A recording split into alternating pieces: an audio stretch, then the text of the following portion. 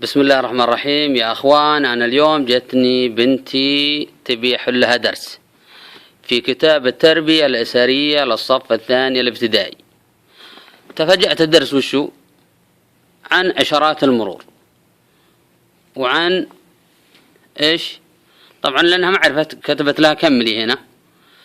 تخيلي إنك رجل مرور، ما نصيحة توجهنا يعني واحدة عمرها 7 سنوات، إيش تبي تقول نصيحة للسائقين؟ ولا هالإشارات بعارين وعدم وقوف ودوار، إيش يخص الطالبة في الموضوع زي هذا؟ والله يعني صراحة وزارة التعليم شيء عجيب. لا، ومعد الكتاب مين؟ نخبة من المختصين. الحين إذا نخبة من المختصين، إيش دخل طالبة عمرها 7 سنوات في موضوع زي هذا؟ يعني شيء عجيب.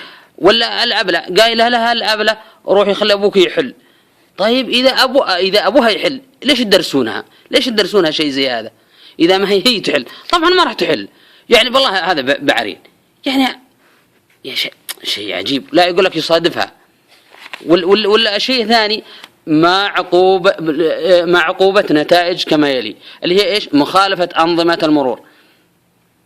والله العظيم شيء عجيب، شيء عجيب في التعليم. إحنا كما أيامنا بصف ثاني كوكو كوكو وصاح الديك، من صاح الديك لمخالفة أنظمة المرور عسكري. بتعطونها رخصة، أنتم بتعطونها رخصة بدرسونها شيء هذا ليش؟ يعني والله العظيم شيء عجب. إحنا أنا لما أخذت الرخصة ما درست زي كذا، بدرسونها حاجات زي هذه. ولا عدم ربط حزام الأمان. إيش تبي تكتب الطالبة هنا؟ يعني 150 ريال مخالفة، عدم تقييد بإشارة المرور. إيش يعني؟ إيش تبغى تكتب؟ إيش هو الحل؟ إيش؟ أنا ماني عارف الحل. هي كيف بدها تعرف الحل؟ تكتب إيش؟ 500 ريال ولا ساهر بيصورك؟ شيء عجيب عجيب مستحيل. لا، كمان في شيء ثاني بفرجيكم عليه، اللي هو شوف بالله عليك، أمامك دوار. إيش تخص الطالبة أمامك دوار؟ انعطف يمين إشارة مرور. شيء عجيب. بالله ما تستحون، بالله هذا كتاب هذا علموها شيء ينفعها.